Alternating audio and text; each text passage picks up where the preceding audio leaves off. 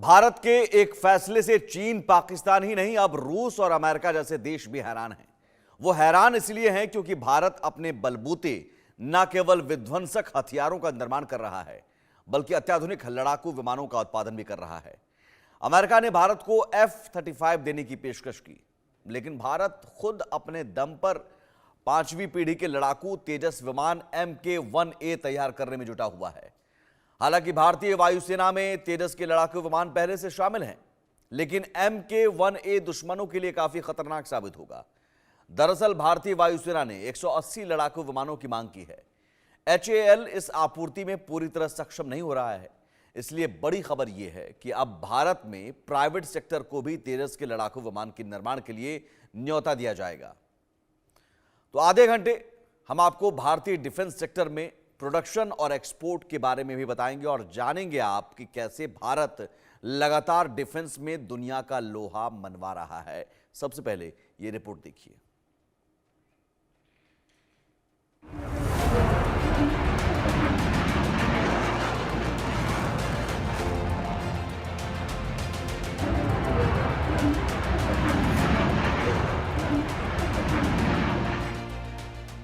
चीन, पाकिस्तान ही नहीं, अमेरिका भी हैरान।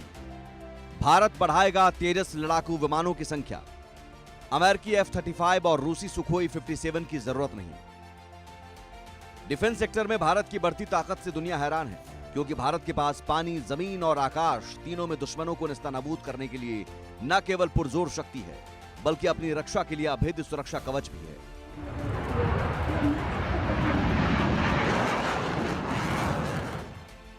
स्वदेशी हथियारों के कारण भारत की ताकत हाल के दिनों में और ज्यादा बढ़ी है। इसी कड़ी में भारत के पास अब तेजस लड़ाकू विमानों की संख्या बढ़ने वाली है।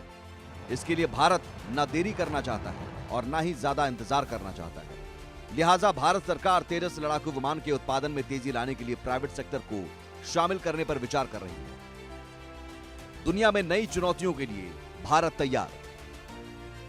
अमेरिका में डोनाल्ड ट्रंप के राष्ट्रपति बनने के बाद भारत सहित दुनिया के तमाम देश कई नई चुनौतियों का सामना कर रहे हैं। इस बीच भारत के सामने अपनी सेना के लिए अत्याधुनिक हथियारों की सप्लाई का मसला है। वैसे तो अमेरिका अपना सबसे एडवांस लड़ाकू विमान F-35 भारत को देने की पेशकश कर चुका है, लेकिन इस बीच भारत एक बड़ा फैसला करने की तैयारी में है। यह एक ऐसा फैसला है जो भारत के हथियार सेक्टर की रूपरेखा बदल देगा। 5वीं पीढ़ी का लड़ाकू विमान तैयार कर रहा भारत लंबे समय से स्वदेशी लड़ाकू विमान LCA तेजस के विकास और उत्पादन में लगा हुआ है। इसे डेवलप करने में करीब 3 दशक का समय लगा है। ये विमान वायुसेना में शामिल किए जा चुके हैं, लेकिन दुनिया इस बात से हैरान है कि भारत इसी विमान का एक एडवांस वेरिएंट MK-1A को डेवलप कर रहा है। ये 5वीं पीढ़ी का लड़ाकू विमान है जो दुश्मनों को संभलने तक का मौका नहीं देता। 180 लड़ाकू विमानों का ऑर्डर।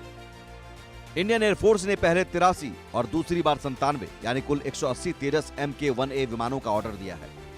इस लड़ाकू विमान को पब्लिक सेक्टर की कंपनी HAL ने विकसित किया है। HAL ने हर साल 30 लड़ाकू विमान की आपूर्ति करने की बात कही थी, लेकिन मौजूदा हालात में ऐसा होता बिल्कुल संभव नहीं दिख रहा है। ऐसे में भारत सरकार एक्शन में आ गई है। सरकार ने रक्षा सचिव राजेश कुमार सिंह के नेतृत्व में एक हाई पावर कमेटी बनाई है, जो 1 महीने के भीतर अपनी रिपोर्ट देगी। कमेटी में एयरफोर्स और HAL के अधिकारी भी हैं। प्राइवेट सेक्टर को न्योता। खबर है कि कमेटी तेजस विमान के प्रोडक्शन में तेजी लाने के लिए प्राइवेट सेक्टर को शामिल करने का सुझाव दे सकती है। इसके लिए HAL के कुछ प्लांट को प्राइवेट सेक्टर को आउटसोर्स किया जा सकता है। इसमें नासिक प्लांट की चर्चा है। अगर ऐसा होता है तो आने वाले वक्त में तेजस विमानों का प्रोडक्शन बढ़ेगा और भारत की आयात पर निर्भरता कम होगी।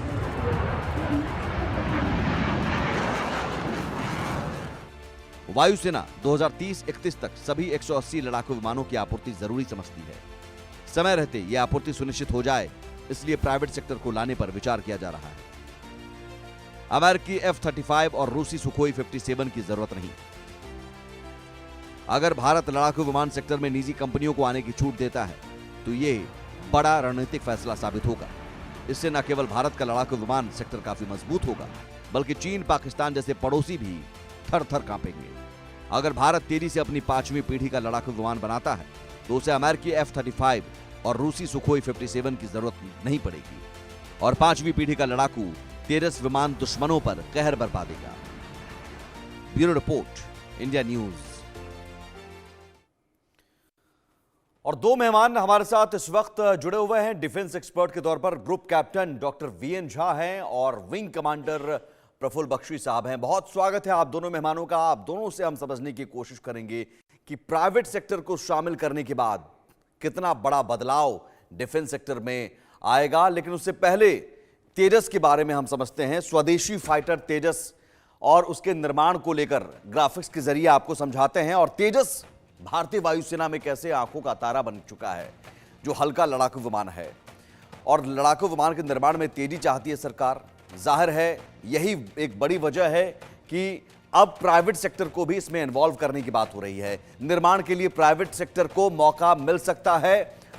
ये इसलिए क्योंकि अभी तक डिलीवरी पेंडिंग है, जो HAL से डिलीवरी होनी थी। स्वदेशी लड़ाकू विमान LCA तेजस वायुसेना में शामिल है। LCA तेजस के एडवांस वेरिएंट MK-1A डेवलप होगा। MK-1A 5वीं पीढ़ी का स्वदेशी लड़ाकू विमान है। और इसकी खासियत क्या है? खासियत है कि तेजस जो है बहुत हल्का लड़ाकू विमान है, लेकिन मारक क्षमता इसकी जबरदस्त है। और यही वजह है कि अब जब इसकी 5वीं पीढ़ी का लड़ाकू विमान आएगा तो अपने आप में शानदार होगा। भारतीय वायुसेना की ताकत समझिए, दुनिया की चौथी सबसे ताकतवर सेना है। वायुसेना के पास अभी कुल 2229 विमान है, लेकिन इस ताकत को और बढ़ाना जरूरी है। वायुसेना के पास इस वक्त 899 हेलीकॉप्टर हैं और 831 सहायक विमान हैं। ये भारतीय वायुसेना की ताकत है और इस ताकत में और ज्यादा इजाफा करने की जरूरत है। और यही वजह है कि अब प्राइवेट सेक्टर को इन्वॉल्व करने की बात कही जा रही है। 2023-24 में 1.27 लाख करोड़ डिफेंस बजट था। 2022-23 की तुलना में 16.7% अधिक। तो डिफेंस प्रोडक्शन, ये डिफेंस प्रोडक्शन की बात कर रहे हैं, 2022-23 की तुलना में 60% अधिक ये डिफेंस प्रोडक्शन हो रहा है। आत्मनिर्भर भारत की दिशा में बड़ा कदम। लगातार हम स्वदेशी हथियार बना रहे हैं, स्वदेशी पनडुब्बी हमने तैयार की है। और आसमान हो, समंदर हो या जमीन हो, हर क्षेत्र में अब हम स्वदेशी हथियारों की तरफ आगे बढ़ रहे हैं। और यही वजह है कि इसकी एक बड़ी वानगी आप समझिए कि जो तेजस का MK-1A है वो जरूरी है। और इसमें अगर देरी हो रही है तो प्राइवेट सेक्टर को भी इसमें इन्वॉल्व किया जाए। और इसी के लिए एक कमेटी बनाई गई है, जो कमेटी 1 महीने में रिपोर्ट देगी। ग्रुप कैप्टन वीएन झा साहब हमारे साथ है, विंग कमांडर प्रफुल्ल बख्शी साहब। बख्शी साहब, सबसे पहले आपके पास मैं आऊँगा और ये समझने की कोशिश करूँगा कि ये मांगे, ऐसा नहीं है कि पहली बार, ये मांग पहली भी होती रही है कि क्यों ना प्राइवेट सेक्टर को भी इन्वॉल्व किया जाए अगर हमें और ज़्यादा से ज़्यादा क्षमता बढ़ाना है। लेकिन अब उस पर विचार हो रहा है। कितना बड़ा बदलाव आएगा? Sumit ji, thank you very much. आपके प्रोग्राम में आने में मैं सदैव बड़ा हर्षित फील करता हूं, क्योंकि डायरेक्ट क्वेश्चन होते हैं, वो डायरेक्ट आंसर है। सबसे बड़ी बात यह है, जितना हर्ष हम सबको होगा वो उसका मैं अंदाजा इसलिए नहीं एक्सपेक्ट कर सकता, क्योंकि यही सबसे बड़ी कमी थी। ये हमारी पॉलिसी में कमी थी कि हम प्राइवेट इंडस्ट्री को लगाना नहीं चाहते थे। क्यों? कोई कारण था, ब्यूरोक्रेटिक थिंकिंग में कोई ऐसी पॉलिसी का लाइन थी कि जो हमें बाध्य करती थी कि हम प्राइवेट इंडस्ट्री को आने ही ना दें। इसलिए मैं साउथ ब्लॉक रहने के बाद भी नहीं समझ पाया क्यों कि ये पर है बड़ी भारी साजिश थी। क्यों हमने प्राइवेट इंडस्ट्री को नहीं आने दिया? अब वे थैंकफुल टाटा, L&T और इंडस्ट्रीज आ रही हैं। Very good, I am very happy. Godrej जैसी इंडस्ट्री आ रही है, VRX लेकर, सब ठीक है।